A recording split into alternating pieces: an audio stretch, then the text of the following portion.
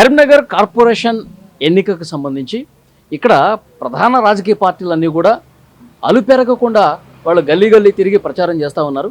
ప్రస్తుతం నేను 27వ డివిజన్ దగ్గరున్నా. 27వ డివిజన్లో ప్రజల అభిప్రాయం ఏ విధంగా ఉందో తెలుసుకునే ప్రయత్నం చేద్దాం. మీ పేరండి? శంకర్. మీరు కిరాణా షాప్ మీదేనా ఇది? కిరాణా షాప్ మాదే. ఓకే. ఏంటి ఇక్కడ ఈ మీ డివిజన్లో ప్రాబ్లమ్స్ ఏమున్నాయి? ప్రాబ్లమ్స్ అంటే దాదాపుగా అన్నీ ఉన్నాయి, క్లియర్ అయితే ఏం లేవు. చాలా సమస్య ఉందా? సమస్య ఉన్నది.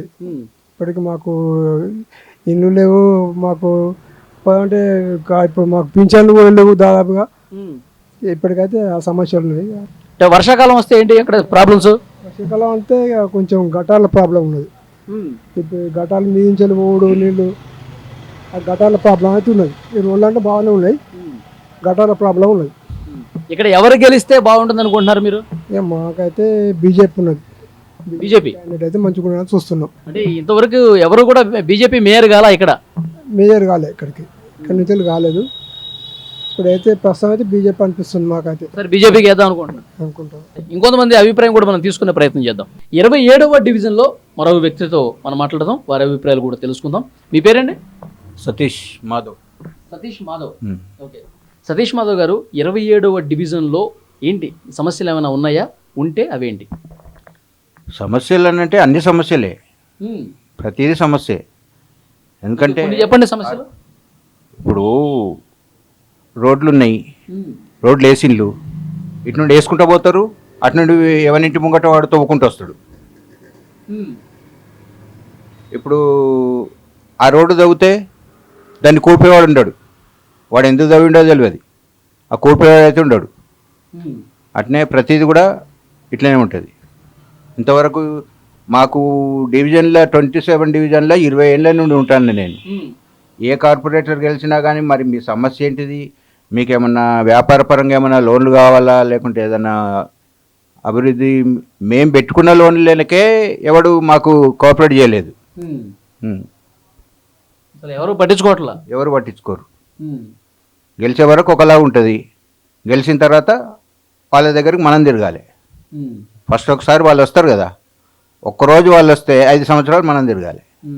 అది ఇప్పుడు ఈ డివిజన్లో వాటర్ సమస్య కానీ, కరెంటు సమస్య కానీ, మోరీల సమస్య కానీ ఇలాంటివి ఏమైనా ఉన్నాయా? మోరీల సమస్య మొన్నటి వరకు ఉండే, ఎలక్షన్ మూవ్మెంట్లుగా కొన్ని వర్క్ స్టార్ట్ చేసింది. ఇప్పుడిప్పుడే ఎలక్షన్లు వస్తున్నాయి కాబట్టి ఇప్పుడిప్పుడే కొన్ని వార్డులలో మీకు ఇప్పుడు వెళ్తే కూడా కనబడుతుంది. ఇప్పుడిప్పుడే చూసాను నేను, కొన్ని మోరీలు అయితే చూశాను, కనిపిస్తూ ఉన్నాయి, సమస్యలు ఉన్నాయి కొన్ని డివిజన్స్లో. అయితే ఇప్పుడు మళ్ళీ ఎలక్షన్స్ వచ్చినాయి కాబట్టి ఏంటి ఇప్పుడు ఏమన్నా మార్పు కోరుకుంటున్నారా? మార్పు అనంటే పాత వాళ్ళు ఉంటే ఇట్లనే ఉంటుంది, కొత్త వాళ్ళు కొంతమంది యువకులు వచ్చిండ్రు, వాళ్ళకు మరి నేను కూడా మొన్న రీసెంట్లీ నేను కూడా ఒక మెసేజ్ పెట్టిన, డబ్బులకు 500 ఆశపడకండి, ఆలోచించి మీ యువతను గెలిపించండి, ముందు భవిష్యత్తును మీరు మంచిగా కోఆపరేట్ చేయండి అని చెప్పేసి అని నేను కూడా నా స్టేటస్లో, ఇన్స్టాగ్రామ్లో. Okay, super. చూసారా? అంటే ఇప్పుడు ఎలక్షన్స్ వచ్చినప్పుడు కూడా 500,000 రూపాయలకు ఆశపడి డబ్బులు ఇచ్చిన వాళ్ళకు ఓటేయద్దు. మీరు ఎవరైతే బాగా పనిచేస్తారని చెప్పి మీకు నమ్మకం అనిపిస్తుందో, యువత ఎవరైతే ఆసక్తిగా ఉన్నారో పనిచేస్తారో వాళ్ళకి ఏంటి అని చెప్పి స్టేటస్ కూడా పెట్టారు. సో సామాజిక స్పృహ ఉందండి మీకు. స్టేటస్ పెట్టాను, అన్నిట్లో పెట్టాను. 100-120 మంది చూశారు వాటిని. మరి వాళ్ళు ఎలాంటి నిర్ణయం తీసుకుంటారు అనేది కూడా మనం ఈసారి అయితే మార్పు రావాలని కోరుకుంటున్నారు. 100% రావాలి, 100% మార్క్ పెడితే రావాలని. అంటే ఎవరు వస్తే బాగుంటుంది అనుకుంటున్నారు మీరు? ఎవరు అనేది ఎవరు వచ్చినా గతంలో లాగా ఉండకుండా ఉంటే అయిపోద్ది. టీఆర్ఎస్ అయినా కానీ, బీజేపీ అయినా కానీ, కాంగ్రెస్ అయినా కానీ. ఇప్పుడు ఇంతవరకు ఈ కరీంనగర్ కార్పొరేషన్లో భారతీయ జనతా పార్టీ భారతీయ జనతా పార్టీ అభ్యర్థి మేయర్ కాలేదు. ఒక ఛాన్స్ అంటున్నాడు కదా బండి సంజయ్ గారు. ఇప్పుడు బండి సంజయ్ గారు ఒక ఛాన్స్ అంటున్నారు, ఓకే. కానీ వీళ్ళు గెలిచే అభ్యర్థి ఇప్పుడు ఇక్కడ ఏంటిది అంటే 27 డివిజన్ ఉంది. 27 డివిజన్లో మైనార్టీ ఓట్లు ఉన్నాయి కొన్ని, కనీసం 1500 మైనార్టీ ఓట్లు వెళ్తాయి. మైనార్టీ ఓట్లలో అవి మాత్రం బీజేపీ పడాయని పబ్లిక్ టాక్, నా ఒక్కొంది కాదు. పబ్లిక్ టాక్ ఏంటిదంటే మైనారిటీ బీజేపీ వాళ్ళకు సపోర్ట్ చేయదు అనేది అది జగమెరిగిన సత్యం, అందరికీ తెలిసిన విషయమే. ఉన్నది కాంగ్రెస్, టీఆర్ఎస్, మళ్ళీ ఇండిపెండెంట్లు.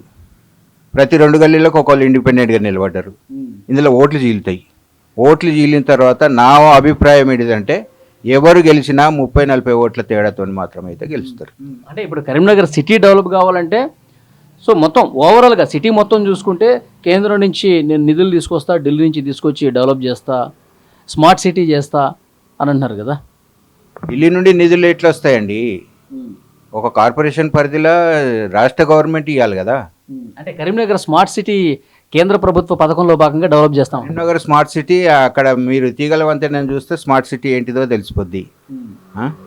టవర్ సర్కిల్ని చుట్టుపక్కల గల్లీలను చూస్తే స్మార్ట్ సిటీ ఏంటిదో తెలిసిపోద్ది. ఇంకా దానికి సపరేట్గా నేను చెప్పాల్సిన అవసరం లేదు కదా. డెఫినెట్గా మార్పు అయితే కోరుకుంటున్నారు మీరు. అనుకుంటున్నాను.